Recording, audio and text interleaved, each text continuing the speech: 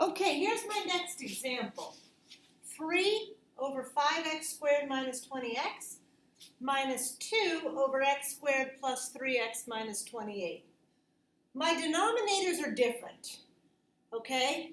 So my common denominator is going to have to be a combination. But before I just jump to multiplying and saying, well, my common denominator is 5x squared minus 20x times x squared plus 3x minus 28, let's simplify, okay?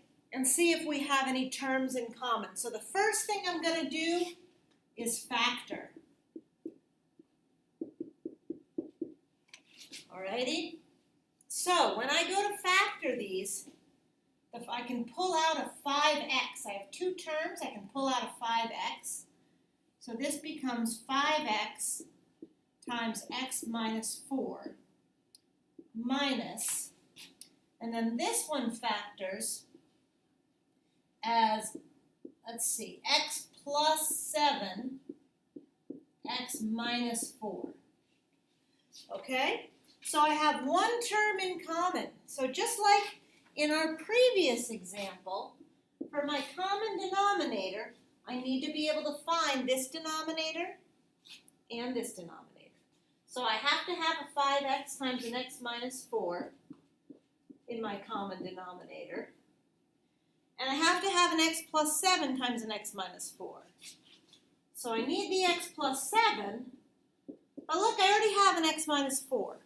So again, I can find this denominator in my common denominator, and I can find this denominator in my common denominator. So I'm all set. So what do I need to do now? I need to get common denominators. This one's missing the x plus 7, so times x plus 7 over x plus 7. This one's missing the 5x, so times 5x over 5x. Again, leave your denominator alone. There's no need to FOIL that out. So my denominator down here is going to be 5x, x minus 4, x plus 7. And then I'm going to distribute across the top. So I have 3x, well, plus 21. Bring down your minus sign. Minus 2 times 5x is 10x. Okay? Now I'm going to combine like terms.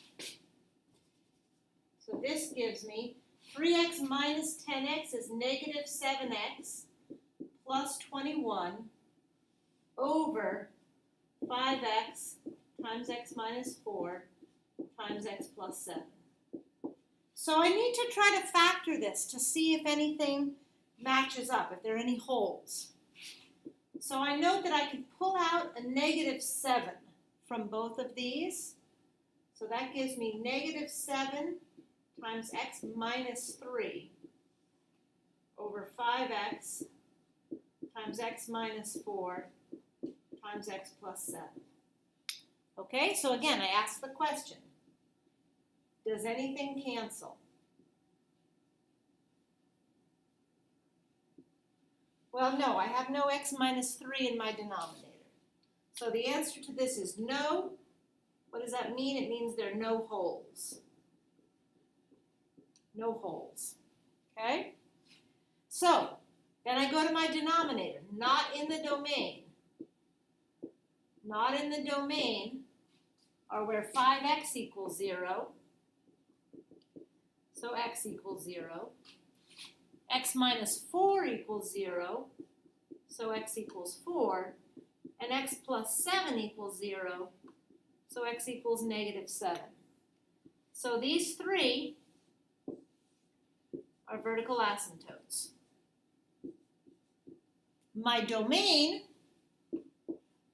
start at negative infinity. First place I hit a problem is 0. Jump over the 0. Next place I hit a problem is 4. Jump over the 4.